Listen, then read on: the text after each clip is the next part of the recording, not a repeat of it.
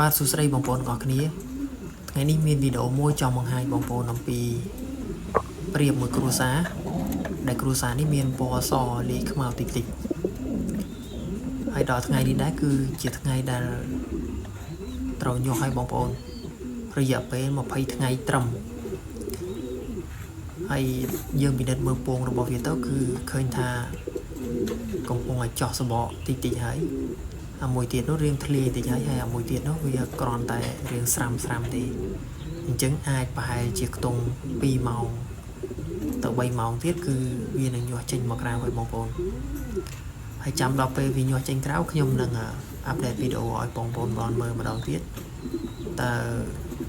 សុខភាពកូនរបស់វាហើយនឹងការញាស់របស់វានឹងគឺល្អប៉ុណ្ណាមួយវិញទៀតប្រសិនបើបងប្អូនចង់បានពូជយកទៅចិញ្ចឹមអាចតាក់ទងមកខ្ញុំបានខ្ញុំមាន2 បេគូសម្រាប់ចែកពូជ